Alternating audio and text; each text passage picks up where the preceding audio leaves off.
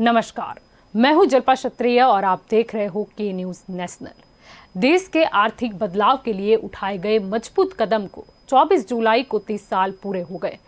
1991 में केंद्रीय बजट में तत्कालीन वित्त मंत्री मनमोहन सिंह ने भारत में लाइसेंसी राज को लगभग खत्म कर दिया था। इंपोर्ट एक्सपोर्ट की नीतियों में बदलाव से घरेलू अर्थव्यवस्था के दरवाजे दुनिया के लिए खुल गए थे। नतीजन मजबूत भारत की नींव पड़ी थी और आज हम $5 ट्रिलियन की जीडीपी का सपना भी देख रहे हैं। लेकिन अभी की परिस्थिति को देखकर वो सपना सपना ही लगता है, क्योंकि अब बात अर्थव्यवस्था की नहीं है, लेकिन शायद राजनीतिक अर्थव्यवस्था की है। अब आर्थिक सुधार की आवश्यकता तो है, लेकिन मंत्रिमंडल में सुधार के बाद कब कदम अर्थव्यवस्था को मजबूत करने के लिए उठाए जाएंगे, वो सबसे बड़ा सवाल है। और आज इसी पर चर्चा करने के लिए हमारे साथ जुड़ चुके हैं राजनीतिक विश्लेषक दीपिल गोहिल हमारे साथ जुड़ चुके हैं। कांग्रेस की ओर से सीए मेहुल पटेल हमारे साथ जुड़ चुके हैं और भाजपा की ओर से उर्विस कंथरिया हमारे साथ मौजूद है। सबसे पहले दिलीप जी, आपकी ओर आना चाहूंगी, क्या कहना चाहोगे?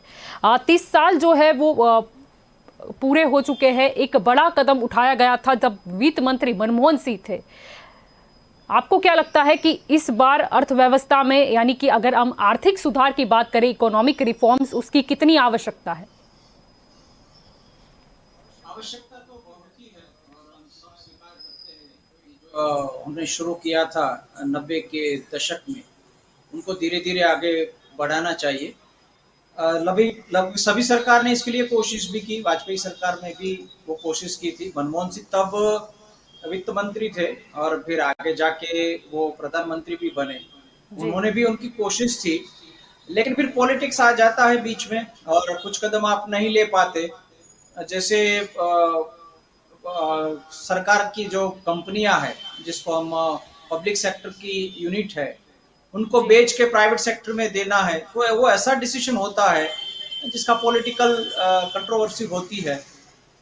तो डिसाइड तो होता है लेकिन हो नहीं पाता। कई बार डिसीजन लेने के बाद प्रक्रिया इस तरह से चलती है कि काम नहीं हो पाता। एयर इंडिया, इंडियन एयरलाइंस बहुत सालों से क्या, कितने दशक से बहुत सारे पैसे उसमें जा रहे हैं हमारे, उनको बेचना है, लेकिन कैसे बेचे उसका कोई रास्ता नहीं निकल रहा। अभी भी चल रहा है। फिर एक बार डिसाइड हुआ एयर इंडिया को बेच दिया जाएगा। अब कौन खरीदेगा कौन नहीं खरीदेगा ये देखना पड़ेगा। बहुत जो जाने माने लोग हैं वो ये भी कहते हैं कि जो लोकतंत्र होता है, डेमोक्रेसी में, तो इकोनॉमिक्स जो है वही पॉलिटिक्स है। अगर आपने अच्छा इकोनॉमिक्स किया, आपने अपनी इकोनॉमिक पॉलिसी अच्छी चलाई, तो वो आपका अच्छा पॉलिटिक्स हो गया। उनसे ही आपको आगे जाके मतदाता के पास जाके बताना है कि हमने ये इतना अच्छा काम किया है, आप हमें फिर से वोट दीजिए। लेकिन नहीं हो पाता है, क्योंकि हमारे यहाँ जिसको हम लेफ्ट लीनिंग कहते हैं, या तो जो यूनियन होते हैं, उनका एक प्रेशर रहता है हमेशा। और डिसाइड तो किया हमने, और 3 दशक पहले, 30 साल पहले जब हमने डिसाइड किया था, तब वो इसलिए डिसाइड कर पाए कि हमारी मजबूरी थी। वो हमने खुशी खुशी नहीं किया था। जो पुराने लोग हैं उनको याद है, हमारा जो सोना था वो हमें गिरवी रखना पड़ा था, क्योंकि हम डिफॉल्ट करना नहीं चाहते थे।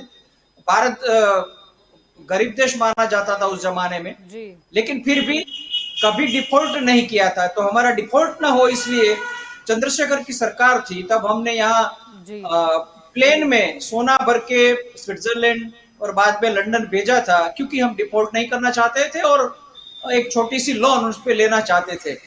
उसके बाद आईएमएफ के पास जब लोन लेने गए तो हमें ये शर्तें माननी पड़ी कि हम हमारी इकोनॉमी को खुलेंगे। तो तब से प्रक्रिया शुरू हुई है, उसको आगे बढ़ाना चाहिए। लेकिन मैंने जैसे बताया, कुछ ना कुछ पॉलिटिकल वजह से वो काम में बाधाएं आती रहती है। जी बिल्कुल।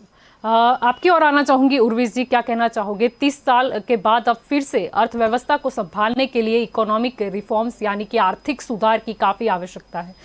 कब देखने को मिलेगा? मंत्रिमंडल में तो हमने फेरबदल देख लिया, अब आर्थिक सुधार की ओर हम कब कदम उठाएंगे? आर्थिक सुधार की जो बात है वो हमेशा एक प्रक्रिया के तौर पे हम देखते आए हैं पिछले 30 सालों से। अभी जो दिलीप जी ने बताया कि एक पर्टिकुलर एक सर्कमस्टेंसेस क्रिएट हुए थे हमारे देश के सामने 1990-91 में, जिसके तहत हमारी जो फॉरेन एक्सचेंज रिज़र्व थी वो कुछ 15 दिन से भी कम की रह गई थी। हमारा जो गोल्ड था वो प्लेज करना पड़ा था। उस सिचुएशन में आईएमएफ ने इंडियन गवर्नमेंट को कुछ सुझाव दिए थे, कुछ प्रिस्क्रिप्शन दिया था कि आपको ये बदलाव करना पड़ेगा। तो उसके तहत वो 24 जुलाई 1991 का जो बजट पेश किया था डॉक्टर मनमोहन सिंह जी ने, उन्होंने वो सुधार किए थे और ये वो आवकार्य थे। उनका हमने स्वागत भी किया है, आज भी हम कर रहे हैं। वो एक सही दिशा में हमारी इकोनॉमी में हम लाए थे। तो उसी के आधार पे हम अभी आगे जाएंगे। तो आगे अभी हमारे सामने और भी चुनौतियां हैं जी, लेकिन वो कैसे हम करेंगे, हमें साथ मिलके देखना है। जी बिल्कुल। आपकी ओर आना चाहूंगी मेहुल जी। अगर बात करें कांग्रेस के ही शासन की, जब बात करें 30 साल पहले की, जब अर्थव्यवस्था की हालत काफ़ी खराब थी, तब नरसिंह राव देश के प्रधानमंत्री बने थे। वित्त मंत्री की जिम्मेदारी मनमोहन सिंह को सौंपी गई और उसके बाद ये भी था कि इससे पहले मनमोहन जो सिंह है वो रिजर्व बैंक के भी गवर्नर रह चुके थे। यानी उन्होंने एक पहला बजट संसद में पेश किया और उसके बाद कुछ नज़ारा बदल गया।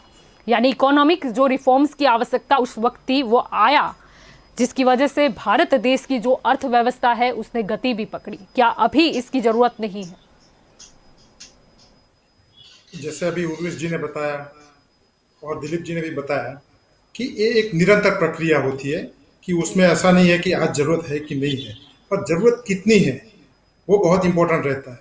जैसे कि अभी आपने बताया कि 1990 में उस टाइम देश की हालत कुछ ज़्यादा अच्छी नहीं थी और हमें उस टाइम रिफॉर्म्स करने की बहुत ज़रूरत थी। तो अगर आपने देखा हो तो अभी जो 30 साल कंप्लीट हुए, तो तब मनमोहन सिंह जी ने ही बताया कि उस टाइम जो परिस्थिति थी, ऐसी कुछ हालत अभी भी है कि देश की, तो अभी भी उससे ज़्यादा रिगरस स्टेप लेने की ज़रूरत है। और खास करके जो भी पिछली जो भी सरकारें रही, उन्होंने जो भी किया कि जितना भी एक हो सके उनसे किया, पर उसमें खास एक बात इम्पोर्टेंट ये रहती है कि मैं कहूँगा कि 1990 में जब देश की हालत अच्छी नहीं थी, तब ये मानने के लिए जो सरकार थी कि भाई उन्होंने माना कि भाई देश की हालत बहुत ही खस्ता है। पर आज की डेट में अगर देखें तो उससे भी ज़्यादा ज़रूरत है। अगर आप अनएम्प्लॉयमेंट रेट देख लीजिए या महंगाई देख लीजिए या कुछ भी देख लीजिए, तो उससे भी परिस्थिति अपनी बहुत ज़्यादा खराब है। फिर भी अगर आप देखेंगे तो जो भी सरकार है वो मानने के लिए जो अभी तैयार नहीं है कि हमारी जो भी हालत है वो इतनी खास्ता है, वो एक बड़ी बात है। एक बार अगर हम मान ले कि हमारे रिफॉर्म्स की जरूरत है, तो उसके बाद में ही हम रिफॉर्म कर पाएंगे। जी बिल्कुल। दिलीप जी, आपकी ओर आना चाहूंगी। अगर पहले की बात करें तब तो ठीक है, वित्त मंत्री होते थे, वो डिसीजन लेते थे कि क्या करना चाहिए आगे, और वो तो खुद इकोनॉमिस्ट थे। अभी की बात करें तो शायद सिचुएशन ये है कि वित्त मंत्री ठीक है कोई भी है, लेकिन फैसला तो सिर्फ शायद 1 या 2 व्यक्ति ही लेंगे। शायद इस वजह से भी अर्थव्यवस्था की जो सिचुएशन है वो काफ़ी डामाडोल है। हाँ, ऐसा माना जाता है। अभी तो वित्त मंत्रालय क्या, कोई भी मंत्रालय है, वहाँ जो डिसीजन है वो तो पीएमओ से लिया जाता है। पीएमओ के जो ऑफिसर्स है वहाँ से सब डिसाइड होता है। ये मिनिस्टर्स को ज़्यादा कुछ करने के लिए मौका मिलता नहीं है, वो बात तो सही है। लेकिन एक और भी बात थी जिसको हम कहते हैं कि इकोनॉमिक के क्षेत्र में जिसको हम टैलेंट कहे, ऐसा कोई चेहरा सरकार को नहीं मिला है 7 सालों में कि जिसके हम भरोसा करके ये कहे कि वो कुछ अच्छा करके लेके आएंगे। वो नहीं हो पाया है। अरुण जेटली थे, वो अच्छे नेता थे, अच्छे वकील थे, लेकिन उनको हम इकोनॉमिस्ट नहीं कह सकते। तो ये एक बड़ी समस्या रही है। यशवंत सिन्हा थे वाजपेयी के साथ। हमें यह भी याद रखना चाहिए कि जो 90 के दशक में 1991 के पहले इस सरकार आई कांग्रेस की, उसके पहले यशवंत सिन्हा चंद्रशेखर की गवर्नमेंट में वित्त मंत्री थे। उन्होंने ऑलमोस्ट ये बजट तैयार भी कर लिया था। जो भी बजट मनमोहन सिंह ने पेश किया वो ऑलमोस्ट रेडी हो गया था, क्योंकि जो इकोनॉमिक एडवाइजर थे उस जमाने में वो मनमोहन सिंह ही थी। तो काफी कुछ तैयार हो गया था, लेकिन वो सरकार गिर गई, कांग्रेस ने अपना समर्थन वापस ले लिया था। तो जो यशवंत सिन्हा थे वो वाजपेयी के साथ थे, लेकिन नरेंद्र मोदी आए तब तक चेंज हो गया था। और वो नहीं बन पाए। तो जो प्रायोरिटी होनी चाहिए वो नहीं है। और हम तो ये भी कह सकते कि जो सरकार नोटबंदी के लिए सोच सकती है, उसके पास तो अर्थव्यवस्था के लिए क्या आशा रखे। आज जो कोई प्रॉब्लम हुआ है उसकी शुरुआत नोटबंदी से हुआ था। वो एक ऐसा कदम था, बिना सोच समझ के लिया गया एक ऐसा कदम था, उनकी नुकसानी आज तक हम भरपाई नहीं कर पाए। नोटबंदी हुई, उसके तुरंत बाद जीएसटी लागू करने के लिए कहा गया कि आप जल्दी से कर दो। जीएसटी के लिए सब तैयार था, सभी राज्य सरकार थे, सभी पक्ष भी तैयार थे, लेकिन उनका जो इम्प्लीमेंटेशन था उसमें बहुत सारी समस्या आज तक चली रही। उसकी जो प्रोसेस होती है, उसका जो सॉफ्टवेयर होता है, उसका जो सर्वर की कैपेसिटी होती है, वहां से लेकर छोटे मोटे प्रॉब्लम आज तक जीएसटी की वजह से चलता आया। नोटबंदी, उसके बाद जीएसटी, ये दोनों की वजह से कोरोना से पहले हमारी ऑलरेडी बहाना है, ये हमें बहाना मिल गया कि कोरोना की वजह से डाउन गए। कोरोना जब शुरू हुआ उसके पहले ऑलरेडी ये डाउन हो चुके थे। ये प्रायोरिटी कुछ वजह से मोदी सरकार की नहीं रही है। अब 5 ट्रिलियन की बात हमेशा की, लेकिन कुछ वजह ऐसी हुई, ये कभी प्रायोरिटी नहीं हो। जैसे मैंने बताया, कोई सी टैलेंट नहीं मिली। यशवंत सिन्हा नहीं आए, अरुण शौरी थे, उनको भी नहीं लिया गया। और सुब्रमण्य स्वामी हमेशा कहते हैं उनको बहुत नाराजगी, उसको नहीं बनाया गया। मजे की बात यह है, ये हमने जो सोना गिरवे रखा और आईएमएफ ने हमें लोन दिया, वो आईएमएफ मान नहीं रहा था। उसको मनाने का, अगर वो इसको मना सकते थे यूएसए, अमेरिका मना सकता था। अमेरिका को किसने मनाया? सुब्रमण्यम स्वामी ने मनाया। अखात का युद्ध चल रहा था, इराक में वॉर चल रहा था, और अमेरिका को चाहिए उनके प्लेन भारत में लैंड हो और यहां से हम उनको फ्यूल सप्लाई करें। सुब्रमण्यम स्वामी ने जाके कहा वो हम आपको फैसिलिटी दे देंगे, लेकिन आपको कुछ शर्तें उनकी मान लेंगे। तो वो काफी बहुत जानते हैं, बहुत बार वो बोलते भी है कि आज की जो सरकार है वो इकोनॉमिक ट्रैक पे नहीं चल रही। और अरुण जेटली ने जो कुछ किया उसमें कोई इकोनॉमिक्स का लॉजिक नहीं था। वो बार बार सुब्रमण्यम स्वामी ने ही कहा है। जी जी बिल्कुल। उर्विश जी, आपकी ओर आना चाहूंगी। अगर बात यहाँ पर हो रही है नोटबंदी की, जीएसटी की, तो फिर भी हमारी अर्थव्यवस्था जो है वो डामाडोल क्यों हो गई? अगर बड़े फैसले लेने होते तो शायद सही दिशा में भी हम ले सकते थे, या तो फिर जो फैसले लिए गए शायद उसमें कहीं ना कहीं कमी रह गई, जिसकी वजह से उसका रिवर्स इफेक्ट देखने को मिला। सबसे पहले तो अर्थव्यवस्था जो है वो एक संकलित स्ट्रक्चर है, वो हम सारे मानते हैं। वो एक प्रक्रिया है, वो मेहुल जी ने भी बताया। आज की जो चर्चा जो है वो मैं दंगल के रूप में नहीं देखता हूँ, ये बात हो रही है जी। तो बात ये हो रही है कि 30 साल में हमारा इकोनॉमी कौन से ट्रैक पे आया और आगे कैसे जाएगा। अभी इसके मूल में एक प्रश्न है कि 90-91 में जो परिस्थिति हमारे सामने जो निर्माण हुई थी उसकी वजह क्या थी, क्यों ऐसा हुआ था। तो 90-91 की जो बात है, जो फॉरेन एक्सचेंज रिजर्व्स की बात है, जो गोल्ड प्लेज की बात है, उसके पीछे जो रिजर्व जो हमारा रीज़न था वो हमारी इंक्रीजिंग फिस्कल डेफिसिट थी। वो फिस्कल डेफिसिट क्यों थी? तो जीएसटी जो है वो सारी दुनिया में 70-80 के दायके में सारी दुनिया में वो इम्प्लीमेंट हो चुकी थी, और 90-91 तक हमने उसका कुछ सोचा नहीं था। कुछ बात करते थे कुछ स्कैटर्ड मैनर में, लेकिन कुछ सोचा नहीं था। जीएसटी के इम्प्लीमेंटेशन से विश्व की कहीं अर्थव्यवस्थाएं ट्रैक पर आने लगी, उनकी रेवेन्यू डेफिसिट्स कम होने लगी, जबकि हमारी रेवेन्यू डेफिसिट बढ़ती जा रही थी, अलार्मिंग रेट पे बढ़ती जा रही है। और फिर तो ऐसा है कि necessity is mother of all inventions. तो आईएमएफ के प्रिस्क्रिप्शन में हमने जो सुधार किए। आप जब ये बता रहे हो तो गवर्नमेंट डेब्ट टू जीडीपी रेशियो की अगर बात करें, वो भी 90% के ऊपर पहुंच गया है। ऐसा क्यों हुआ, जो 2019 के अंत तक शायद 74% था? यानी डेब्ट जीडीपी रेशियो की अगर हम बात करें तो किसी देश के लोन चुकाने की वो क्षमता दर्शाता है, यानी कहीं ना कहीं वो डिफॉल्ट वाली सिचुएशन का सवाल फिर से ना आ जाए, डर इस बात का है।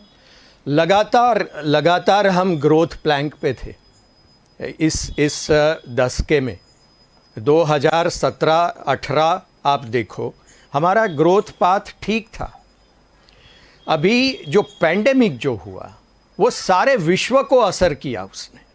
अभी पैंडेमिक की वजह से ऐसा जो था या अर्थव्यवस्था घिरती जा रही थी और पता नहीं कहां से कोरोना आ गया और एक मतलब एक बहाना मिल गया कि नहीं कोरोना है, इसकी वजह से। क्योंकि डेब्ट रेशियो ऐसा तो है नहीं कि अभी बढ़ा है, पहले भी ये मुकाबले अगर वो पूरी हम सीरीज पर गौर करें तो ये बढ़ता गया। कहीं ना कहीं नोटबंदी और जीएसटी शायद कुछ अच्छा सोच के मोदी जी लाने गए थे, लेकिन वो कुछ रिवर्स इफेक्ट दे गया। अर्थशास्त्र जो है उसके 4 पिलर है। एक गवर्नमेंट है, एक बिजनेस है जी, एक सोसाइटी है जी, और एक आम आदमी है, जी, इंडिविजुअल है। वो चारों से अर्थव्यवस्था बनती है। वो चारों हमेशा प्रयत्नशील होते हैं अपनी अर्थव्यवस्था में ग्रोथ जी, लाने के लिए, चारों जी, रहते हैं। जी, अभी इसमें सबसे ज़्यादा दिक्कतें आती है तो वो पॉलिटिकल मतलब गवर्नेंस को आती है, जी। क्योंकि उनको यानी काफ़ी सारे अर्थव्यवस्था हर्डल्स पर करने राजनीतिक पड़ते हैं। अर्थव्यवस्था भारी है। काफ़ी सारे हर्डल्स क्रॉस करके नीति विषयक निर्णय लेने पड़ते हैं। जी, और जो नीति विरोध विषयक निर्णय लेने पड़ते हैं, या फिर कैसे पॉलिटिकल जो दूसरी पार्टी है उसे फंड ना जाए, इसीलिए कैसे हम लगाम कस सकते हैं कुछ कंपनियों पर, कुछ उद्योगपतियों पर। उसके शायद ये प्रायोरिटी थी, इसीलिए कुछ सिचुएशन उल्टी हो गई। प्रायोरिटी जो है, अग्रिमता देश की अग्रिमता है, अर्थतंत्र की अग्रिमता है। जी, पॉलिटिकल प्रायोरिटी से हम नहीं जाते हैं, जी, लेकिन जो हर्डल्स जो है वो सबसे ज़्यादा कोई एक पिलर को वो फेस करने पड़ते हैं तो वो पॉलिटिकल पिलर को करने पड़ते हैं। जी, या पॉलिटिकल की वजह से बाकी 3 को फेस करने पड़ते हैं। वो आप अर्थघटन कर सकते हो, अर्थघटन कर सकते हैं, या फिर वो वाइजे वर्षा होता ही है। अगर आप इकोनॉमी की जब हम बात करते हैं, आपकी और आना चाहूंगी मेहुल जी। यहाँ पर बात हुई डेब्ट रेशियो की भी, आपका क्या कहना है? अभी नद ऊपर चला गया है। जो आपने बताया कि अभी डेट जीडीपी रेशियो है विच इज हाईएस्ट, अभी तक पास्ट में कभी नहीं गया, इतना हाई अभी है। और वही एक बात बता रही है कि अभी अर्थतंत्र में बहुत बड़े बदलाव की जरूरत है।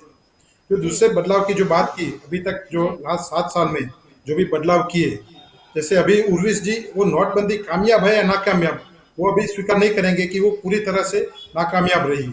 और उससे जो भी जैसे बताया दिलीप जी ने कि जो भी मुश्किलें अभी खड़ी हुई है, और खास करके आम लोगों में, आम जनता में जो भी मुश्किलें खड़ी हुई है, उसकी शुरुआत हुई नोटबंदी से। उसके बाद जो जीएसटी की बात की, तो जीएसटी वो जरूरत थी, वो अलग बात है। पर जीएसटी लाने का उसका पीछे का जो पर्पस था वो क्या था कि कर का जो स्ट्रक्चर है उसमें सरलीकरण करने का। पर जैसे वर्ल्ड बैंक ने बताया हुआ है कि इंडियन जीएसटी स्ट्रक्चर है वो वर्ल्ड का सबसे कॉम्प्लेक्स स्ट्रक्चर है, तो ऐसी जरूरत नहीं थी, ऐसी जीएसटी की जरूरत नहीं थी। जीएसटी कांग्रेस के समय में भी वो लाने की हम बात कर रहे थे, तो उसका जो रेट था वो इतना हाई रखने की कोई जरूरत नहीं थी। और दूसरा, जैसे आपने भी बताया कि एक जो और अभी उपेश जी भी मानेंगे कि 2019 में जो जीडीपी की ग्रोथ थी वो कम होनी शुरू हो गई थी 2018 से, और 19 में वो 4% तक आ गई थी। तो वो जो बात है कि जो अपनी डीरेल हो गई थी इकोनॉमी जो है, कि वो अपनी जो पटरी से खिसक गई थी, और उसके बाद में कोरोना आया, तो वो तो पूरे वैश्विक महामारी है और उसमें ज्यादा डीरेल हो गई। तो खास करके जो आम जनता है उसकी जो भी परिस्थिति थी वो पहले से नोटबंदी और उसके बाद जीएसटी जब आया तो उसके बाद परेशान थे ही, और कोरोना में उनको जो भी राहत मिलनी चाहिए थी वो नहीं मिली, तो उसके हिसाब से उनकी परेशानी अभी बहुत बढ़ गई है। और आप खास करके देखेंगे तो जो भी छोटे या मंझले उद्योग करता है उनकी परिस्थिति बहुत ही खराब है। जो भी अपने अनऑर्गेनाइज सेक्टर बोल सकते हैं कि उनके लिए खास करके अभी खास कुछ करने की जरूरत है।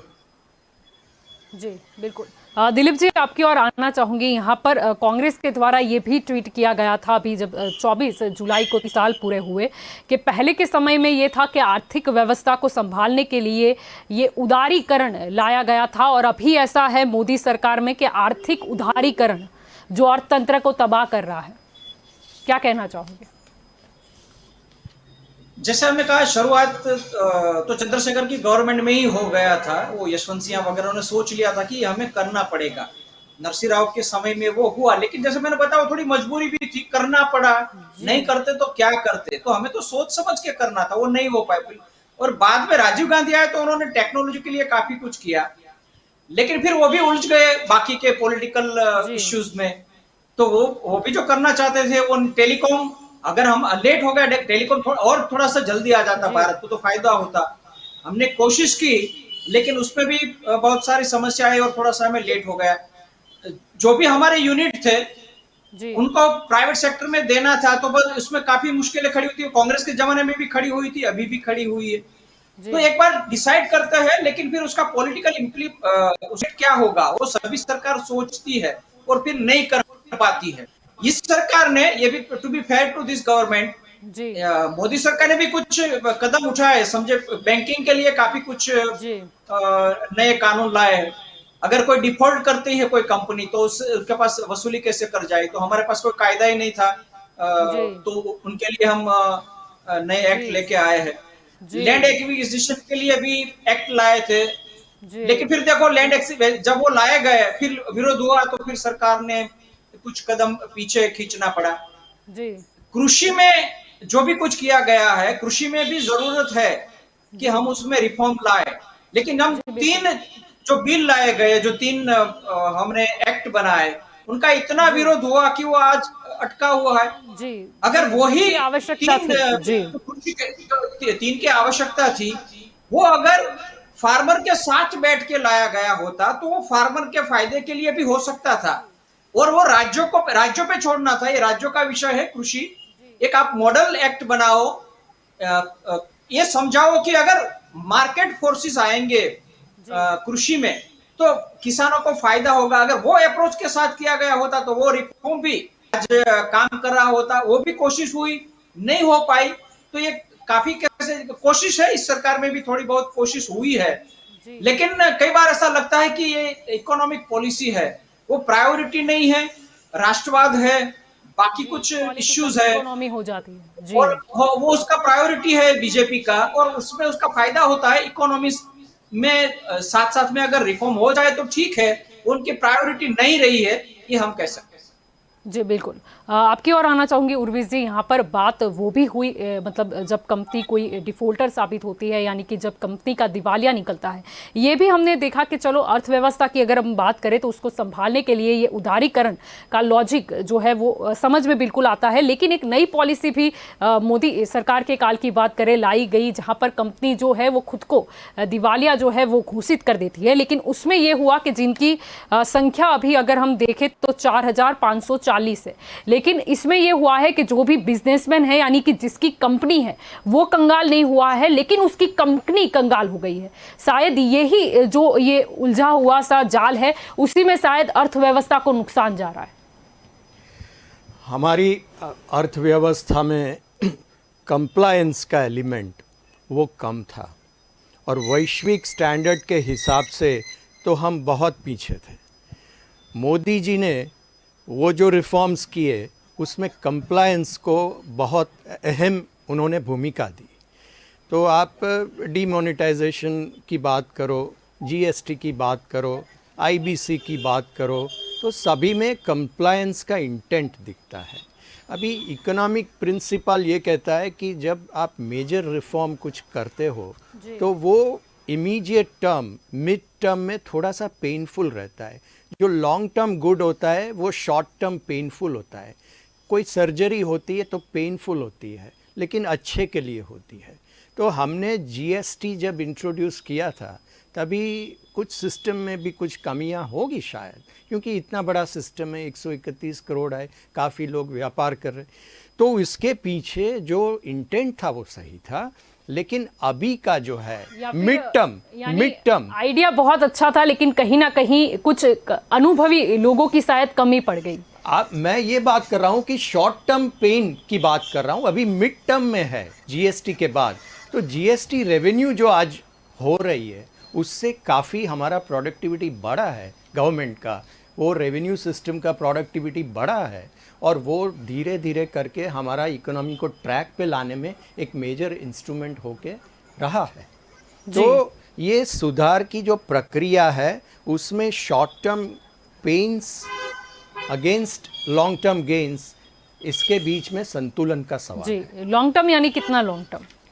अभी मिड टर्म गोल जो हमारा था उसमें रेवेन्यू जो जनरेशन का जो गैप था वो हमने काफ़ी सारा कवर कर लिया है। Even during the post pandemic year हमने काफ़ी सारा जीएसटी रेवेन्यू का एवरेज हमने निकाला, तो वो ठीक है। जी, सिर्फ जीएसटी से काम चल जाएगा या महंगाई के दर पे भी ध्यान देना होगा? जरूर, वो महंगाई समस्या है, वो हम मानते हैं, स्वीकार करते हैं और उसके लिए हम अब बात कर रहे हैं, प्रयत्न कर रहे हैं। लेकिन ये जो महंगाई है, ये महंगाई का जो फेज़ है वो 100 साल के बाद, स्पेनिश फ्लू के बाद, 105 110 साल के बाद ये परिस्थिति विश्व के सामने आई है और उसके तहत सारे विश्व को, यानी कोरोना या महंगाई लाया। कोरोना महंगाई पे उनका डेफिनेट इम्पैक्ट है, वो हम मना तो नहीं कर सकते। जी मेहुल जी, क्या कहना है? इनका कहना है महंगाई जो है वो कोरोना की वजह से है, तो क्या कांग्रेस काल में भी कोई कोरोना था जो शायद हमें ना दिखाई दिया हो? ऐसा ही अभी तो लग रहा है, जैसे वो बता रहे हैं जी, कि जैसे कि मैं बताऊं कि लॉकडाउन के समय में जब अपनी जो जीएसटी की रेवेन्यू बहुत कम थी, तब इन्होंने पेट्रोलियम प्रोडक्ट पे एक्साइज बढ़ाई, ये कह के कि हमारी जीएसटी की रेवेन्यू कम है। और अभी उर्वेश जी बता रहे हैं कि हमारी जीएसटी रेवेन्यू है वो पोस्ट पैंडेमिक अभी तक कभी नहीं थी, इतनी ज्यादा बढ़ी हुई है। तो अभी कम क्यों नहीं कर रहे? अगर अभी उनको जो जीएसटी की रेवेन्यू बढ़ रही है और जीएसटी सक्सेसफुल लग रहा है, तो फिर जो भी पेट्रोलियम प्रोडक्ट पे एक्साइज ड्यूटी बढ़ाई थी वो अभी कम करके लोगों को राहत देने की जरूरत है। पर ऐसा कभी हुआ नहीं है, क्योंकि ये जो अच्छी बातें की कि मिड टर्म या शॉर्ट टर्म या लॉन्ग टर्म, तो नोटबंदी के टाइम पे अगर आपने देखा हो तो बहुत बड़े बड़े वादे किए थे हमारे प्राइम मिनिस्टर ने, उनमें से एक भी वादा अभी पूरा नहीं हुआ। तो हम देख रहे हैं कि अभी उसके बाद में जब भी जो टाइम खत्म हुआ तो फिर अभी बात कर रहे हैं डिजिटलाइजेशन की, जबकि उन्होंने जो उस टाइम स्पीच दी थी नोटबंदी के टाइम पे 32 मिनट्स की कुछ, तो उसमें उन्होंने डिजिटलाइजेशन का कोई बात ही नहीं की थी, जिक्र ही नहीं किया था। तो ये जो बात है कि इस गवर्नमेंट की कि वो उनका जो शॉर्ट टर्म है या मिड टर्म है वो कभी खत्म ही नहीं होता, तो वादे ही कहते रहते हैं कि इसका फायदा होगा। जैसे कि आपने देखा होगा कि किसानों की आमदनी वो 2022 तक दुगनी करने की जो बात की थी, ऐसा तो है नहीं कि अभी 2021 में हम है तो उनकी आमदनी में बढ़ोतरी होनी चाहिए थी, पर अभी तक तो हुई नहीं है, जितनी पहले थी उनसे भी कम हो रही है। तो मालूम नहीं अभी 2022 में डायरेक्टली बढ़कर वो डबल हो जाएगी। तो ये जो भी बात है कि उनकी जो आज की डेट में क्या है, आज की परिस्थिति क्या है, उसकी बात नहीं करेंगे, जबकि फ्यूचर की बात करेंगे कि भाई फ्यूचर में ये होगा, इसके इतने फायदे होंगे। पर फायदों की शुरुआत जो है वो होने की जगह पे हमें जो भी है कि उसके गैर फायदे, नुकसान भी तो हो रहा है कि आम लोग है उसकी परिस्थिति बहुत ही विकट है कि उनके लिए कुछ तात्कालिक और तुरंत ही कुछ करने की जरूरत है।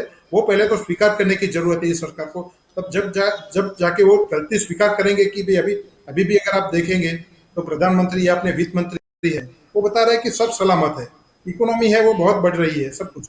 जब तक ये सोच रहेगी तब तक उसमें कोई सुधार आने के मुझे आसार नहीं दिख रहे हैं।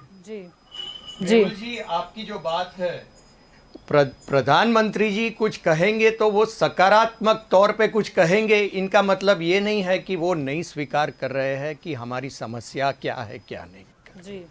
समस्याएं है, महंगाई की समस्या है की भी आप चाहे तो एडवाइस ले ही सकते हो। हमारे जो पेट्रोलियम प्रोडक्ट्स की आपने बात की, आप तो स्ट्रक्चर, आप भी एक विशेषज्ञ है, आप भी स्ट्रक्चर जानते हो कि टैक्सेशन स्ट्रक्चर हमारा क्या है। तो जीएसटी के बारे में जब जीएसटी काउंसिल के थ्रू सारा टैक्सेशन का फॉर्मेशन हुआ था, तभी हमारे सामने बात आई थी कि पेट्रोलियम प्रोडक्ट्स को जीएसटी के दायरे में रख दिया जाए। तभी हमारा रवैया ये था कि पेट्रोलियम प्रोडक्ट्स को जीएसटी के दायरे में होना चाहिए, क्योंकि पेट्रोलियम प्रोडक्ट से सारी इकोनॉमी पे इम्पैक्ट आती है, सारी इकोनॉमी पे, प्राइसेस पे के ऊपर वो इम्पैक्ट आती है। लेकिन तभी जीएसटी काउंसिल में सब रहते हैं, सब राज्य रहते हैं, सब पक्ष रहते हैं, सब दल रहते हैं, लेकिन तभी विरोध पक्षों ने ये कहा था कि हमारी स्टेट रेवेन्यू के लिए ये तो डेट्रीमेंटल हो जाएगा, तो जीएसटी को आप इसके दायरे में मत रखिए। शायद उनका भी लॉजिक होगा कोई, लेकिन गुजरात राज्य शामिल था। आज की जो बात है, क्या आज की जो बात मध्य प्रदेश शामिल था? इमीडिएट कंसर्न जो जलपा जी है अभी, वो जो मेहुल जी ने बताया वो है, प्राइसेस का इमीडिएट कंसर्न है, लेकिन उसमें क्या कर सकते हैं? तो सर्वदलीय तरीके से हम अगर बात करेंगे कि पेट्रोलियम प्रोडक्ट जो बेसिस ऑफ द प्राइसेस है उसको हम जीएसटी में कैसे फेज मैनर में लाया जा सके, उसके लिए सब सर्वदलीय तरीके से जब तक बात नहीं करेंगे बुलाएगा तब कौन? वो उसके दायरे में सर्वदलीय बैठक की बात करें, बुलाएगा कौन? बुलाएगा तो जीएसटी काउंसिल तो मिलती रहती है, जीएसटी काउंसिल को बुलाते नहीं है। वो तो यानी कि हर फैसले है उसमें राजनीतिक पार्टी को, जिसके जो भी राज्य सरकार है उसको मतलब देना पड़ेगा कॉन्फिडेंस में। जीएसटी काउंसिल यानी अब जो भी कानून होंगे वो ऐसे ही पास नहीं हो जाएंगे, जीएसटी काउंसिल या कोई भी डिसीजन ऐसे ही नहीं लिए जाएंगे। जीएसटी काउंसिल में जो डिसीजन मेकिंग प्रोसेस है वो सारे राज्यों, सारे दलों के साथ ये बात थी। अब पेट्रोल डीजल का अब स्कोप नहीं है, एक तरफ इनकम भी बढ़ानी है क्योंकि खर्चे भी बहुत ज्यादा हो रहे हैं, इकोनॉमी डामाडोल है। अब कह नहीं सकते कि नहीं तिजोरी में पैसा नहीं है, और आमदनी जो सबसे ज्यादा बात करें तो पेट्रोल से ही आती है, यानी ये कहीं ना कहीं कांग्रेस पे डालने के लिए वो पेट्रो बॉन्ड अचानक से आ गया। जी मेहुल जी, आपकी और आना चाहूंगी, पेट्रो बॉन्ड क्या कहना चाहोगे? अभी मैं इसमें दो बातें कहूंगा जो उर्वेश जी ने अभी बात की। मैं कहूंगा कि जीएसटी के दायरे में लाके ही पेट्रोल प्रोडक्ट को आप उसके दाम कम नहीं कर पाएंगे, ऐसा जरूरी नहीं है। आप एक्साइज ड्यूटी कम कर दीजिए। जब आपने उस टाइम लॉकडाउन आपने 2014 में आपकी गवर्नमेंट बनी, उसके बाद आपने 17 बार एक्साइज ड्यूटी में बढ़ोतरी की है, जबकि आप बता रहे हो कि भाई इंटरनेशनल प्राइस जो भी बढ़ती कम होती है तो आप एक्साइज ड्यूटी बढ़ा देते हो। उनका जो फायदा होता है वो आम लोगों को, आम जनता को नहीं मिलने देते हैं। और जब भी प्राइसेस बढ़ती है तो फिर आप बोलते हैं कि भाई इंटरनेशनल मार्केट में प्राइसेस बढ़ी है इसलिए पेट्रोल डीजल महंगा हो रहा है। तो जो आपकी पॉलिसी है, आपको जीएसटी के दायरे में लाने की भी जरूरत नहीं है। आप एक्साइज ड्यूटी कम कर दीजिए, ऑटोमेटिक वो प्राइसेस कम हो जाएगी। वो जो बात नहीं करते। जी उर्वेश जी, आपकी जो बात है वो है एक्साइज ड्यूटी कम करके हम थोड़ा प्राइस कम कर सकते हैं, प्राइस, लेकिन जो प्राइस में जो मेन कंपोनेंट जो है, मेन जो कंपोनेंट है वो इंटरनेशनल प्राइस है। इंटरनेशनल प्राइस मनमोहन सिंह की सरकार में सबसे ज्यादा था, उसके मुकाबले तो अभी काफी कम है, क्योंकि प्रधानमंत्री ने खुद इस बात का गर्व लिया था कि मैं कितना लकी हूं कि मैं प्रधानमंत्री के कुर्सी पे बैठा और इंटरनेशनल रेट पेट्रोल डीजल के कम हो गए। प्रधानमंत्री मोदी जी ने श्रेय लिया था। दिलीप जी शायद कुछ कहना चाहेंगे इस मुद्दे पर। दिलीप जी क्या कहना चाहोगे? आपको याद ही होगा। नहीं, अभी यह है कि कमाई कहां से करेंगे, पेट्रोल ही बचा है, पेट्रोल डीजल ही। तो बहुत कठिन स्थिति है और राज्य सरकारों के पास अभी कोई एवेन्यू नहीं रहा कि वो अपने रेवेन्यू पैदा कर सके। तो वो सोचना पड़ेगा, क्योंकि अभी तो पेट्रोलियम ही है और उसमें वेट का भी बहुत बड़ा हिस्सा है। तो ये एक ऐसा इश्यू है, उसका कोई सॉल्यूशन नहीं दिख रहा। लेकिन एक जो मूल समस्या है, और काफी अर्थशास्त्री भी कहते रहे कि सरकार स्वीकार नहीं कर रही है कि कंजम्पशन कम हुआ है। अगर कंजम्पशन की साइकिल, मतलब जो उपभोक्ता है, जो कंज्यूमर है, जो ग्राहक है, अगर वो खर्च करने की शुरुआत करे, उनके हाथ में पैसे आए, तो कुछ साइकिल स्टार्ट हो सकती है। नौकरियां चली गई है कोरोना से पहले। 2017-18 में सरकार ने स्वीकार किया था आखिरकार कि 45 साल में सबसे ज्यादा बेरोजगारी हमारे देश में है। तो बेरोजगारी बढ़ रही थी, नई इनकम नहीं हो रही थी। अगर एक यंग मैन को नौकरी मिलती है तो वो एक मोटरसाइकिल खरीदेगा, सस्ती वाली। महंगी वाली तो अभी भी बिकती है। वो जो सस्ती वाली मोटरसाइकिल है उसकी सेल भी कम होगी। उनका मतलब ये है जॉब क्रिएशन जितना चाहिए इतना नहीं हो पाया, लोगों की इनकम कम हो गई, कोरोना ने वो मुश्किल बढ़ाई। तो जो कंजम्पशन होना चाहिए, जो खरीदारी होनी चाहिए, वो खरीदारी की साइकिल नहीं शुरू हो रही है। बेसिक प्रॉब्लम है, ऐसा काफी लोग कह रहे हैं। अगर सरकार उस पर सोचे, और कहा था कि डायरेक्ट जो बेनिफिट दे रहे हैं वो अलग है। डायरेक्ट बेनिफिट का मतलब है आप नोट छापो, हम लोगों की भाषा में कह सकते हैं, नोट छापिए, लोगों को दे दीजिए, लोग खर्च करेंगे, थोड़ी सी महंगाई भी बढ़ेगी। लेकिन आवक होती है, इनकम होती है, तो महंगाई ज्यादा परेशानी नहीं करती। तो अब वो सरकार सुनेगी, कब करेगी, देखते हैं। जी की बात जो है, वो इनकम्स को बढ़ाने की जो बात है वो तो सही है, वो आवश्यकता भी है। लेकिन हमारी सरकार ने करंट बेसिस पे जो भी सेंटीमेंट है उसको देखते हुए पिछले जो सालों में किया हुआ है, जो एग्जाम्पल के तौर पे हमारे सामने है, देखिए एक बात का हमें स्वीकार करना पड़ेगा कि जॉब्स जो है वो कंसिस्टेंट रेट से ग्रो नहीं हो सकती। अभी का जो टेक्नोलॉजी है, जो अभी का जो साइंटिफिक माहौल जो है, उसमें जॉब क्रिएशन जिस रेट पे हम एक्सपेक्ट करते हैं वो रेट पे शायद ना भी हो, लेकिन उसका अल्टरनेटिव क्या है? तो उसका अल्टरनेटिव ये है कि स्किल डेवलप करो, एंटरप्रेन्योरशिप डेवलप करो, गिग इकोनॉमी डेवलप करो। और हमने मुद्रा योजना के तहत 11 से 12 करोड़ लाभार्थियों को एंटरप्रेन्योरशिप की ओर हमने लीड किया हुआ है। आज आप मार्केट में देखते हो तो कोई डिलीवरी करता है, बेरोजगारी का दर ज्यादा क्यों है? अगर आप जो बोल रहे हो और आप जिस ट्रेनिंग की स्किल्ड की बात कर रहे हो, वैसे ट्रेनिंग सेंटर हमें तो कहीं दिखाई नहीं देते। अगर हम गांव में तो हम नहीं जाते, हम बड़े शहरों की भी बात करें, वो हमें कहीं दिखाई तो नहीं देते। हमारे या फिर ये जो LGP वाला जो फॉर्मूला लाए थे मनमोहन सिंह, उसमें कहीं ना कहीं प्राइवेटाइजेशन पर ज्यादा जोर दिया जा रहा है। बाकी जो दो चीजें हैं वो कहीं ना कहीं डामाडोल चल रही है। आप जो कह रहे हो it lies in the detail. जो स्किल डेवलपमेंट मिशन जो है वो मोदी जी ने दिल्ली जाने से पहले गांधीनगर से शुरू किया था, और गुजरात के हर एक ब्लॉक में, हर एक तालुक में स्किल डेवलपमेंट है। स्किल डेवलपमेंट के तहत क्या हो रहा है वो भी बताऊं कि वो मानते हैं कि वो 12+3 या 12+4 वो सिस्टम हमेशा के लिए सबके लिए रेलेवेंट नहीं है। जिनको ज़्यादा एम्प्लॉयमेंट, अर्ली एम्प्लॉयमेंट की आवश्यकता है, उनके लिए कोई 3 महीने का टाइपिंग का कोर्स, 6 महीने का कुछ कंप्यूटर का कोर्स, ये जो है सर्टिफिकेट मिलेगा, थोड़ी स्किल बनेगी, बेरोजगारी की एम्प्लॉयबिलिटी बेरोजगारी की तो व्याख्या ये भी होती है कि जिसकी जितनी स्किल हो, उससे अगर उसको नीचे के लेवल की जॉब मिलती है तो भी वो बेरोजगार है। ऐसा भी कहा जाता है इकोनॉमी में। यानी ऐसा नहीं है कि कोई MBA पास व्यक्ति है, अगर वो कहीं पर 8,000 में नौकरी कर रहा है, कुछ कॉपी डेस्क का काम कर रहा है, तो उसे मतलब रोजगारी तो नहीं कह सकते। मतलब अगर हम प्रॉपर इकोनॉमिक्स के लॉजिक को चल के बैठे, सवाल जो है वो स्किल और एम्प्लॉयबिलिटी का मैच का है। अभी क्या परिस्थिति थी हमारे सामने कि इंडस्ट्री बोल रही थी कि हमारे पास मिलते नहीं है, स्किल्ड मैन पावर मिलता नहीं है, और दूसरी और कॉलेजेस में ग्रेजुएट्स जो बाहर आते थे वो बोलते हैं हमारे पास जॉब्स नहीं है। तो प्रॉब्लम क्या था? Skill mismatch. तो स्किल मिसमैच के लिए जो स्किल डेवलपमेंट मिशन जो क्रिएट हुआ वो सारे देश में हुआ, सुधारा हो गया पढ़ाई में। वो अगर हम शिक्षण के स्तर की बात करें, क्या सुधारा हो गया? हमें तो नहीं दिखाई दिया वो। लेकिन वो जो स्किल डेवलपमेंट मिशन के तहत जो लोग बाहर पास आउट होके बाहर आ रहे हैं, वो जो जॉब्स में जा रहे हैं, वो जो एंटरप्रेन्योरशिप में जा रहे हैं, वो जो मुद्रा योजना के लाभार्थी बन आप एंटरप्रेन्योरशिप की बात कर रहे हो, क्या आपको पता है नोटबंदी और GST के बाद कितने जो छोटे मोटे बिजनेस से वो खत्म हो गए?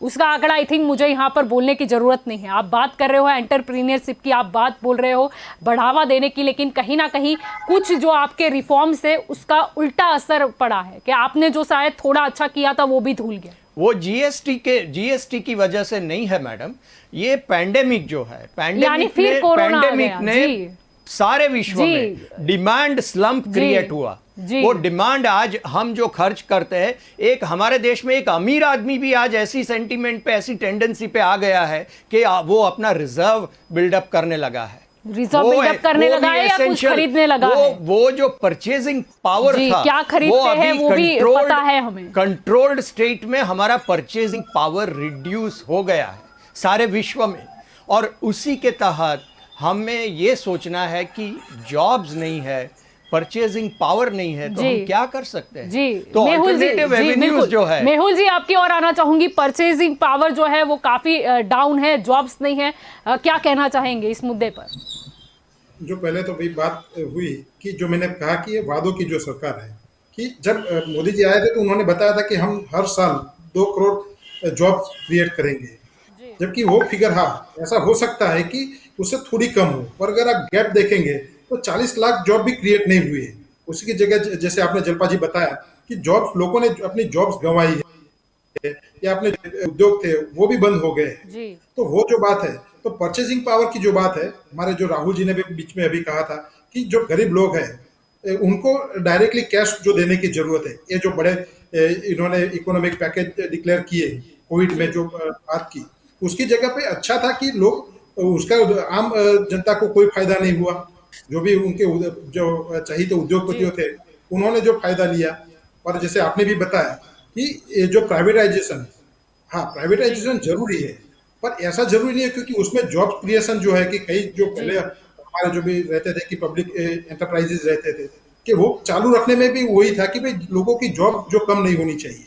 और जो भी स्किल मैच की जो बात कर रहे हैं उर्वेश जी, तो हमारे प्रधानमंत्री जी ने भी पहले कहा हुआ है कि भाई पकोड़े तले, और पकोड़े तलो उसको भी वो लोग जो उद्योग बोलते हैं या फिर जॉब बताते हैं।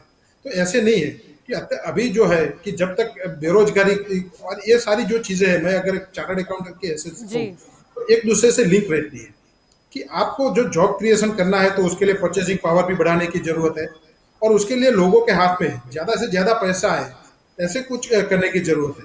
और अभी इनकम बढ़ाने की बात कर रहे हैं, इनकम बढ़ा जो खास करके कोविड में, तो अभी उर्वेश जी बता रहे हैं कि हमारी इनकम कम हो गई में, और पूरे विश्व में और कहीं पे भी इतनी जो बदतर हालत नहीं हुई जो हमारे देश में हुई है। और अगर आपको इनकम बढ़ाने की इतनी ही है तो आप सेंट्रल विस्टा जैसा जो प्रोजेक्ट्स है कि जिसका लोगों को कोई फायदा नहीं होने वाला, उससे अच्छा है कि लोगों में आप जो भी इनकम जितनी है वो नहीं बढ़ा के ऐसे जो भी फिजूल खर्चे हैं या फिर आप पब्लिसिटी में जो भी खर्च कर रहे हैं वो कम कीजिए और उसका फायदा लोगों को दीजिए, ताकि लोगों की परचेसिंग पावर बढ़े और ये इकोनॉमी है फिर से अपनी पटरी पे चढ़े। जी दिलीप जी, आपकी और आना चाहूंगी। यहाँ पर जब हम बात कर ही रहे हैं अर्थव्यवस्था की, अगर अपनी चुप्पी के लिए या फिर भाजपा ने जिन्हें मोनी बाबा करार दिया है वो मनमोहन सिंह, उस बजट के दौरान उन्होंने करीबन 18,650 शब्द बोले थे, जो किसी भी बजट पेश करते हुए वित्त मंत्री द्वारा बोले गए सबसे ज्यादा शब्द है। अब अपेक्षा तो ये भी है कि यहाँ अब अभी के जो वित्त मंत्री है वो भी आए और वो कुछ नया लेकर आए। आपको क्या लगता है कि ये अर्थव्यवस्था के लिए अब मोदी जी को ईगो छोड़कर कहीं ना कहीं जो इसके मतलब जिनके पास इस चीज का नॉलेज है, इकोनॉमी का नॉलेज है, उन्हें आगे कर देना चाहिए? जो बोलेंगे तो मतलब आगे सुधारा भी दिखेगा। सुब्रमण्यम स्वामी बहुत बोलते हैं, उनको सुन ले तो भी काफी हो जाएगा। बार बार बोलते हैं, बहुत सारा बोलते हैं। और मनमोहन सिंह की छोड़ दियो तो विपक्ष में है, उसकी मानने की जरूरत नहीं है। अब यशवंत सिन्हा को भी छोड़ दिए, वो भी अभी बोल रहे हैं, उनको भी छोड़ दिए। उन गवर्नमेंट के अपने भी काफी लोग थे जो उनको सलाह देते, उस पर छोड़ के चले गए। उर्जित पटेल से लेके सुब्रमण्यम से लेके काफी लोग हैं, पनगढ़िया से लेके, जो छोड़ के चले गए हैं। इनका मतलब यह है कि जो इकोनॉमी में टैलेंट है, कुछ जमता नहीं है उन लोगों को इस सरकार के साथ, तो ये कोई जो ट्यूनिंग नहीं बन रही है, ये बनानी चाहिए। बाकी जो मुद्दे हैं उनके सरकार मुझसे मजबूत बनी है और वो मुद्दे भी ठीक है। कश्मीर में जो कुछ किया वो भी करने की जरूरत थी, इसकी तो कोई मना नहीं करते हैं, वो भी करना था। 370 को हटाना था, लेकिन साथ साथ इकोनॉमी में ध्यान देना था। और सुब्रमण्यम स्वामी को सुन ले, और काफी लोग हैं जो सरकार के मित्र भी है, वो भी काफी कुछ कह रहे हैं, थोड़ा वो भी सुन ले तो कुछ हल निकल आएगा। जी उर्वी जी, आपकी और आना चाहूंगी। यहाँ पर मुद्दा उठाई है आपने, ऐसा नहीं है कि कुछ ही अच्छा काम नहीं किया। चलो कलम 317 की हम बात कर ले। वैसे तो हम पहले भी बोलते थे कि जहां हुए बलिदान मुखर्जी वो कश्मीर हमारा है, और उसके बाद राम मंदिर की बात करें, लेकिन राम मंदिर जब से बनाने की घोषणा की गई है तब से जो आम जनता है यानी कि जो प्रजा है वो आस लगाए बैठी है कि कब हम सुखी हो जाएंगे। वो कहावत है ना, राम राज्य प्रजा सुखी। सबसे पहले तो हमारा जो अर्थतंत्र का आज का जो विषय है उसका सबसे अहम सवाल जो हमारे सामने है जी मेहुल जी, दिलीप जी, वो ये है कि हम एक कल्याण राज्य है और हमें एक कर्मशील दिशा में जाना है जी। हम कब तक हम कल्याण राज्य सीमित रखेंगे? हमें कर्मशीलता की ओर जाना है। हम कब तक उनके अकाउंट में पैसे डालते रहेंगे, ये बताइए। हमारा जो व्यवस्था जो है उसमें हम ऐसा निर्माण करना चाहते हैं कि हर व्यक्ति में प्रोडक्टिविटी हो, हर व्यक्ति की खुद की वो अपनी वैसे आत्मनिर्भर शब्द ऐसा भी नहीं है कि मोदी काल में ही आया है। अगर हम एलपीजी वाले अगर उस फॉर्मूला को भी हम ठीक से समझे और पढ़े, उसका जो पूरा फाइल थी उसका अगर हम अभ्यास कर ले तो वहां पर भी कहीं ना कहीं ये शब्द मिल जाएगा। यानी कहीं ना कहीं है, जैसे कि अभी लिबरलाइजेशन की बात करो, प्राइवेटाइजेशन की बात करो, या फिर वैश्विकीकरण यानी कि ग्लोबलाइजेशन की बात करो, यानी कहीं ना कहीं वो पुराने वाली चीज ही थी जिसे हम आगे बढ़ा रहे हैं। ठीक है, उसमें अब सरकार बदल गई है, यानी वो दृष्टिकोण शायद बदल गया है, लेकिन बात तो घूम फिर के वही आ जाती है। तो मतलब पुराने लोगों ने ये क्या सोच के लाया था वो भी थोड़ा सीख लेना चाहिए। व्यक्ति का निर्माण जो है वो सबसे बड़ी अग्रिमता है, सबसे बड़ी अग्रिमता व्यक्ति का निर्माण है। और इसके लिए किसानों को 6,000 रुपया किसानों को 6,000 रुपया दिया है, बंद कर लीजिए। मनरेगा योजना कांग्रेस की थी, बंद कर दीजिए। ये उज्ज्वला सबको दिया था फ्री में कनेक्शन, वो भी बंद कर दीजिए। हम तो कहते लोग अपना कर लेंगे, हम कहाँ। दिलीप जी, मैं ये पर्सपेक्टिव में कह रहा हूं कि हम कल्याण के खिलाफ नहीं है, हम कर रहे हैं। जो हमने जो राशन का जो है वो नवंबर 21 तक एक्सटेंड किया हुआ है। हमने काफी कुछ पेंडेमिक में भी कल्याण की तरह से किया। और कल्याण की बात आती है तो फिर दिल्ली में वो घर राशन योजना क्यों बंद करवा दी गई? मैडम, हमारा जो फोकस है वो bottom of the pyramid focus रहा है। जो गरीब की जो आप बात कर रहे हैं, वो गरीब को आपने तो गरीब ही रखा था। उनको शौचालय बनाने के लिए भी 70 साल लग गए, उनको पानी, बिजली, सड़कें, ये 70 साल तक वो गरीब रहे। तो इनको गरीबी कहाँ थी? देख रहे हैं आप? 7 साल की बात कीजिए, आप 7 साल की बात कीजिए ना। गरीबी कहाँ थी? बहुत होते हैं, गरीबी प्राथमिकताओं में थी। तो प्राथमिकता आप 70 साल तक प्राथमिकता भी नहीं दे सके। तो जब भी प्राथमिकता इनकी पूरी होगी तभी ये सक्षम होगा, तो तभी उसका आमदनी निर्माण करने का कुछ होगा, तो तभी हमारा अर्थतंत्र, यानी भले ही 7 साल से मोदी जी संभाल रहे हैं, लेकिन फिर भी अगर कुछ गलत हुआ तो वो कांग्रेस।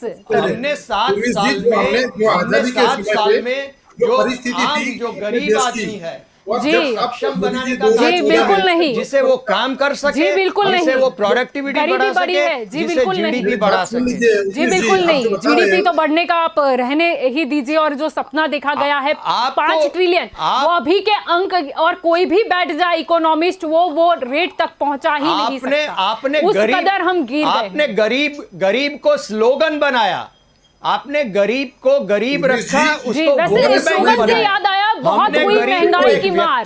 अब की बार मोदी सरकार नहीं देखा, ठीक है, कोई बात नहीं, स्लोगन का मुद्दा है, ठीक है, कोई बात नहीं, स्लोगन का मुद्दा है, हम स्लोगन पर चर्चा करते हैं। बहुत हुई महंगाई की मार, क्या कहाँ, कौन सी महंगाई कम हो गई? जी, महंगाई का क्या हुआ उर्विश जी? अगर हम खाद्य पदार्थों की खुदरा महंगाई का आंकड़ा देखें जो 5.15% बढ़कर हो गया है, क्या कहना चाहो? बहुत हुई महंगाई की मार। महंगाई किसकी सरकार? महंगाई जो है कुछ तौर पे बहुत बड़ी समस्या है। उसके लिए हम सबको मिलके सर्वदलीय तरीके से, इन्होंने मेहुल जी ने कुछ सुझाव दिए, तो सर्वदलीय तरीके से नेशनल लेवल पे ये बात करके इस इश्यू को एड्रेस करना है। लेकिन वो बुलाने में दिक्कत क्या होती है? सर्वदलीय बैठक जो होती है, सर्वदलीय बैठक जो होती है, अच्छा वैसे वो तो तब बात आती है जब केंद्र सरकार के हाथ में डिसीजन मतलब लेना हो। अगर राज्य सरकार की बात करें तो उनके हाथ में भी कुछ पावर होते हैं, कुछ उनकी भी रिस्पॉन्सिबिलिटी होती है। अगर जैसे आपकी सरकार है, चलो जहां पर नहीं है, हम महाराष्ट्र छोड़ दे, हम पंजाब छोड़ दे, हम छत्तीसगढ़ छोड़ दे, हम साउथ के कुछ राज्य है वो भी छोड़ दे, लेकिन जहां पर आपकी सरकार है, राज्य सरकार, वहां तो फैसला ले लीजिए। ऐसा काम कर दिखाइए कि आपको आगे भी वोट में कभी भी प्रॉब्लम नहीं होगी। हमारी वो सरकार, क्या है, वो मैनिफेस्टो में भी चलेगा, वो गुजरात मॉडल भी तो दिखाना है हमें। हमारी सरकार का एक एग्जाम्पल मैं आपको देता हूं महंगाई के बारे में। जी, ठीक है कि महंगाई का एक सबसे बड़ा कंपोनेंट पेट्रोलियम प्रोडक्ट्स है। जी, दूसरा अभी नया जो आया है पिछले 10 सालों में, जो 7 गुना बढ़ा है पेट्रोल। वैसे 7 साल 7 गुना है, हमें तो डर है आप 17 साल ना रुक जाए, नहीं तो 17 गुना है। दूसरा एक कंपोनेंट जो महंगाई का जो सबसे बड़ा था वो डेटा था, और आज दुनिया में सबसे सस्ता डेटा इंडिया में अवेलेबल हुआ है। और जो ट्रांसपोर्टेशन जो कॉस्ट है उसका ऑफसेट आपको डेटा कॉस्ट में मिलता है। आप कम्युनिकेशन जिस ईज से कर रहे हो आज, उससे आपके डिस्टेंसेस कम हुए हैं जी, आपकी कंफर्ट्स बढ़ी हुई है, आपके बिजनेस ट्रांजैक्शंस बढ़े हुए हैं, आपका डेटा ट्रांसफर बढ़ता जा रहा है। वैसे क्या मोदी जी नहीं आते? वैसे क्या मोदी जी नहीं आते तो वो कम्युनिकेशन गैप रहता? वो आप 2G से कुछ अभाव रहता, मतलब मोदी जी नहीं आते तो ये नहीं होता। 2G से लेके 5G सबसे सस्ता डेटा देने वाला आदमी डेटा सबसे अमीर बन गया इंडिया है। में कम हुई है। जी दिलीप जी, आप कुछ बोल रहे हैं। सबसे सस्ता डेटा देने वाला आदमी सबसे अमीर बन गया है। कोरोना में 22 करोड़ लोग गरीब बन गए और 1% लोग है वो उसकी आमदनी 35% बढ़ गई। अमीर लोग अमीर बन गए। ये हालत है। और ये डेटा पे इतना भरोसा नहीं है कि एग्जाम ली जा सके। मास प्रमोशन दे दो, बच्चों को आत्मनिर्भर बनने मत दो, क्योंकि हमारे में खामी है, हम एग्जाम नहीं ले सकते, क्योंकि हमें पता है था हमारे देश में एक समय था जब भी एक टेलीफोन कनेक्शन के लिए हमको 10-10, 15-15 साल वेट करना पड़ता था। इसकी कंपैरिजन में आज देखिए कि एक आम आदमी, एक गरीब आदमी भी फोन से अपना दूसरे देश में भी आधुनिकता के साथ में कुछ बदलाव हुए, कहीं ऐसा तो नहीं है? मोदी जी वहां पर भी मदद करते हो, हम दूसरे देशों की भी बात करें, वहां पे भी काफी क्रांति देखने को मिलती है और हमारे से टेक्नोलॉजी में काफी आगे है। तो कहीं ऐसा तो नहीं है कि मोदी जी ने ही उन्हें कोई सुझाव दिया हो? शायद हमारे नॉलेज में ना हो। मोदी जी का सबसे बड़ा सुझाव दुनिया को यह है कि आप डेटा प्राइस कम करोगे तो इकोनॉमी में आपको प्रोडक्टिविटी दिखाई देगी। आम आदमी, गरीब आदमी का आप कम्युनिकेशन आप दोगे उनको सरलता से, तो उसकी इम्पैक्ट जो है वो आपके अर्थतंत्र पे दिखाई देगी।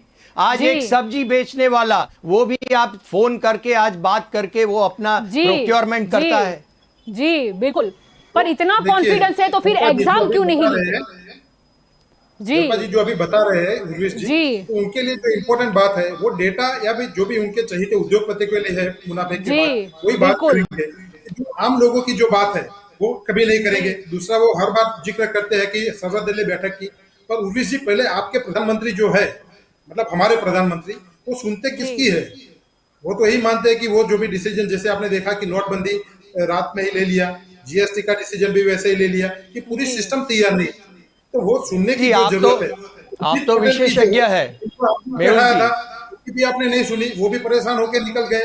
तो मेहुल जी आप तो विशेषज्ञ है, आपको पता है जो भी है, तो हमारे जो भी है राष्ट्रीय नेता है, उन्होंने भी बहुत सारे सुझाव दिए हैं। आप किसी की सुनते तो है नहीं कि उन्होंने जब बताया था कि कोविड की दूसरी लहर आ रही है, पर तब भी आप नहीं मान रहे थे। जो पूरे दुनिया में कोविड-19 ने कहर बरता हुआ था, तब यहाँ पे आप ट्रंप को बुला के तो उनका स्वागत कर रहे थे। तो आपको सुनना तो है नहीं किसी की, अपनी मनमानी करनी में हमेशा रहती है और उसी का अभी नतीजा है। क्योंकि देखिए, आप भी उर्वेश जी मानेंगे कि कोई भी आदमी हो, वो हर एक बाबत में वो एक्सपर्ट नहीं होगा, उसको सबकी सुननी रहेगी। जी बिल्कुल। ये जो हमारे प्रधानमंत्री है, उनमें मैं कहूंगा कि सबसे जो बड़ी कमी है, तो मैं ये कहूंगा कि वो ऐसा शायद मानते हैं कि वो जो भी कहेंगे करेंगे वही सही है।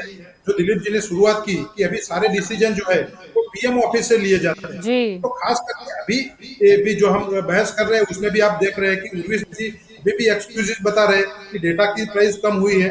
जी वो नहीं देख रहे कि पेट्रोलियम की प्राइस। वैसे डेटा से याद तो मुझे पेगासस भी आ ही गया था। तक इसका कोई चक्कर नहीं आएगा।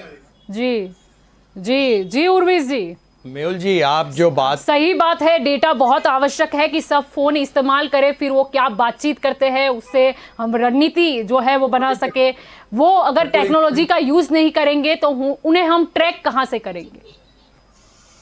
जी उर्वेश जी, डेटा जो है अभी एसेंशियल कमोडिटी बन गया है। उसका आपने जिस तरह से जो ग्रोथ हुआ है वो आपने देखा है। पेट्रोलियम प्रोडक्ट्स का, अभी मैंने ही आपको अभी महंगाई दर मैंने आपको खाद्य पदार्थों की खुदरा कीमतों की बताई जो बढ़कर 5.15% हो गई है। वो जरूरियात नहीं है और डेटा जरूरी है। जी क्या बात है।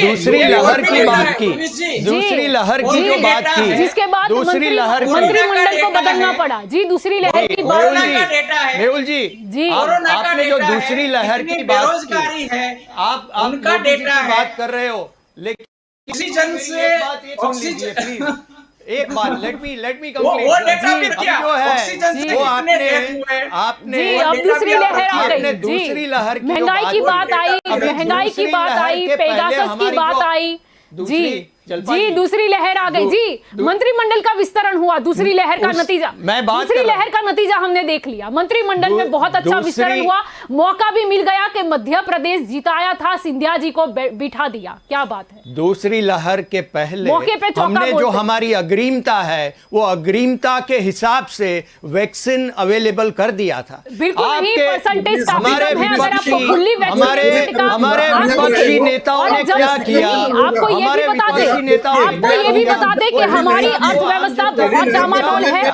और दूसरे राज्यों, दूसरे देशों की कंपैरिजन में देखें तो हम हेल्थ बजट में 166 रैंक है हमारा। हम दूसरे सारे देशों से कंपैरिजन करें तो मैं स्पेसिफिक बात कर रहा हूँ। हेल्थ बजट मैं जैसे हम अगर इस बात कर रहा वो पूरा हूँ कैलकुलेशन अगर हम देखें, दूसरी लहर के पहले जो आपके विपक्षी नेताओं ने जनता को जो गुमराह किया कि ये तो मोदी जी की जी। भाजपा की वैक्सीन है, मोदी जी लेंगे बाद में लेंगे, जी, पर कहीं ना इसमें कोई कहीं साइंटिफिक आपके जो तो जो मिनिस्टर जनता को जो आपके सूचना और प्रसारण मिनिस्टर से वो कहीं ना कहीं विफल रहे ना, सही इंफॉर्मेशन पहुंचाने में। वो आपको मानना पड़ेगा जी आप गलत बात कर रहे हैं। जी, महंगाई से आप रिकॉर्ड जी, पे हैं, महंगाई से रिकॉर्ड वैक्सीन पे पर आ है, गए देख हम। लीजिए क्या बात है। कि आपके हम नेताओं ने अर्थव्यवस्था से वैक्सीन टेलीविजन पर आ पे गए। जाके बताया है हम कि अर्थव्यवस्था पे लेंगे, वैक्सीन पे आ गए। क्या बात है। वैक्सीन है, मोदी जी लेंगे बाद में देखेंगे। जी, सारी जनता जी। को आपने गुमराह करने का वैसे काम नहीं, किया है। मोदी जी ने कितने नहीं मतलब नियम तो अलग ही होते हैं। जैसे मतलब मनमोहन सिंह के समय का फॉर्मूला सारा यूज करना है, लेकिन अब वो करना नहीं आता। जैसे कि हम LPG की बात करें या फिर हम GST की बात करें, यानी कहीं ना कहीं उनके ही फॉर्मूले लाना है। ठीक है, नाम बदल देना है, और अगर आत्मनिर्भर शब्द भी खोजा जाए तो कहीं ना कहीं इतिहास में भी वो मिलेगा ही, लेकिन वो मतलब उसे कैसे इम्प्लीमेंट करे वो नहीं आता ना। प्रॉब्लम वहां पर आती है। हमारा जो अर्थतंत्र की बात है वो हम ब्लेम गेम के ऊपर कन्वर्ट कर रहे हैं। हमारा जो जी। आज का जो नीड जी, जो वैसे है कौन वो एक बता रहा था अभी कि अप्रोच की कांग्रेस बात ने कर क्या रहे किया? हैं। मैं जी, पहले कांग्रेस से ने कह क्या रहा हूँ किया, कौन बता रहा सर्वदलीय था? बात करनी है और जी। सर्वदलीय तरीके जी। से हमें इसमें से जी, इकोनॉमी मोदी जी बुला लेंगे ना सर्वदलीय बैठक। अब जैसे दिलीप जी ने बताया कि आपकी पार्टी के लोग हैं, उनके ही सुन लीजिए, वो भी बहुत है। आपकी पार्टी तो पार्लियामेंट में बिलीव भी नहीं करती है अभी। मेहुल जी पार्लियामेंट में तो आइए, आप बात तो करिए। 4 दिन से पार्लियामेंट हमारी नहीं मिल सकती है तो कैसे बात करेंगे सर्वदलीय तरीके से? पार्लियामेंट को आप पार्लियामेंट को क्या समझ के रखते चिंता हो? मत कीजिए, आप संसद की बिल्कुल चिंता मत कीजिए। ऐसे भी आपको किसी की आवश्यकता नहीं है, आपको विपक्ष की भी जरूरत नहीं है, क्योंकि हमने काफी कानून में वो देख लिया है। आप खुद ही जो है वो आत्मनिर्भर है, यानी कि आप फैसले ले ही लीजिए। क्या बोलना चाहोगे मेहुल जी? ये खुद आत्मनिर्भर है, फैसले ले ही ले। अब पेट्रोल डीजल की कीमतें कम कर दे, अब अर्थव्यवस्था को आगे बढ़ा दे, आत्मनिर्भर। मैं वही बोल रहा हूँ कि अब वो कम करे, उसमें मैं कहूंगा कि हमारी पार्टी का भी पूरा समर्थन होगा और कोई भी विपक्ष होगा, क्योंकि अभी लोगों की जो हालत है दीजिए, समर्थन भी मिल गया। पेट्रोल डीजल की कीमतें कम कर दीजिए, अर्थव्यवस्था को हमारी इंक्रीज मोड पर ले जाइए, महंगाई का दर कम कर दीजिए। बहुत अच्छी बात बताई मेहुल जी ने, मैं स्वागत करता हूँ, मैं व्यक्तिगत तौर पे स्वागत करता हूँ कि हम भी समर्थन पर फिर भी एक दिक्कत रही लेकिन ना, जो हमारे जो कलेक्टिव मैकेनिज्म है स्ट्रेटेजी जो मेहुल जी, मेकिंग होती है, आपकी बात सही है, मेरी बात लिए है, जो कुछ स्ट्रेटेजी दिलीप जी बनानी कह होती रहे है, ऐसा हैं, तो लेकिन कोई पर्सन है सर्वदलीय ही तरीके नहीं। से वहाँ जो मैकेनिज्म बनता है उसकी बात है। उर्विश जी, आपने जब एक्साइज ड्यूटी बढ़ाई तब तो किसी सर्वदलीय बैठक की बात नहीं कर रहे थे, जी। तो आप तो किसी को पूछने नहीं गए थे, तो अभी कम करने के लिए क्यों मेहुल पूछने जा रहे हो? मैं मानता हूँ हमने एक्साइज ड्यूटी बढ़ाई, लेकिन उसका जो परमानेंट सोल्यूशन है, परमानेंट सोल्यूशन उसका GST के दायरे में लाने का है, उसका हमने अनुरोध किया था GST काउंसिल में, तो फिर भी आपके पास एक बहाना बचता है, वो है पेट्रो बॉन्ड का, जो अचानक से नजर आ गया और पता नहीं वो मिनिस्टर को क्या मतलब याद आ गया, जो इतने साल से भाजपा नहीं मतलब बता रही थी। यानी फिर लगा कि नहीं ये तो कुछ कहीं ना कहीं हम फंस जाएंगे, इसीलिए वो पेट्रो बॉन्ड ला दिया, जिससे कांग्रेस भी कंफ्यूज है कि उन्होंने ऐसे तो कौन से पेट्रो बॉन्ड बनाए थे। हमारे देश की एक विशेषता बताऊं अर्थतंत्र की, कि हमारा सारा जो अर्थतंत्र है पेट्रो डिपेंडेंट अर्थतंत्र है पिछले 100 साल से। 100-150 साल के पहले तो पेट्रोल का अस्तित्व नहीं था, कोई वाहन भी नहीं थे, और आज ऐसी परिस्थिति आ गई है कि पेट्रोल का पेट्रोलियम प्रोडक्ट का आप दर देखिए, दर देखिए पेट्रोल डीजल की, लोगों का क्या होगा? आप खुद बोल रहे हो कि इस पे निर्भर है लोग, क्या होगा लोगों का? पेट्रोलियम प्रोडक्ट जो है उसका ऑल्टरनेटिव ढूंढने में सोलर एनर्जी, विंड एनर्जी, उसमें सबसे ज्यादा कोई इनिशिएटिव लिया हो तो वो मोदी जी ने लिया है। तो और आज आप डिटेल्स देखिए कि कितना सोलर एनर्जी प्रोडक्शन है, क्या कॉस्ट ऑफ प्रोडक्शन उसमें कम हुआ है, और आप 5-10 साल में जो आप बदलाव देखिए, पेट्रोल डीजल की कीमतें कम नहीं करेंगे, सरकार ने इलेक्ट्रिक व्हीकल्स के ऊपर सब्सिडी दी है, वो एक पॉलिटिकल इनिशिएटिव आप मान रहे हो तो अगर इकोनॉमिक इनिशिएटिव मान रहे हो तो वो जी बिल्कुल नहीं, आप ग्लोबल इनिशिएटिव मान रहे हो कि सारी व्यवस्था को, अर्थव्यवस्था को एक पेट्रोल के ऊपर से एक और रिन्यूएबल के ऊपर लाने का जो इनिशिएटिव है वो बहुत फिर भी सोलर जो प्लांट है वो हमारा धुल जाता है, हमारा इलेक्ट्रिसिटी वाला जो प्लान है वो धुल जाता है। अब 10 साल के बाद जब 10 साल के लिए इंतजार करना होगा कि हमारा क्या है, जैसे एसटीडी पीसीओ था, 10 साल की बात करें तो कितनी बार चुनाव आएंगे? एसटीडी पीसीओ था, उसके बाद में मोबाइल फोन्स आ गए, तो वो चेंज होना रहता है। तो 2 मिनट मोबाइल फोन किसके काल में आए थे? ये ट्रांजिट चल रहा है, अभी ट्रांजिट में हम लोग हमारा इनिशिएटिव लेके जो कर्म हमें करना है वो कर रहे हैं। हम सूर्य देव की आराधना करके हम भी सोलर एनर्जी कर रहे हैं, वो वायु देव की आराधना करके हम पर लोग लक्ष्मी पूजन कर रहे हैं लेकिन लक्ष्मी नहीं आ रही ना, उसका क्या? हम नीचे ला रहे हैं, और इसी की वजह से इंटरनेशनल प्राइसेस की जो कार्टेल है उन्होंने हमें बैलेंस नहीं रखने दिया है।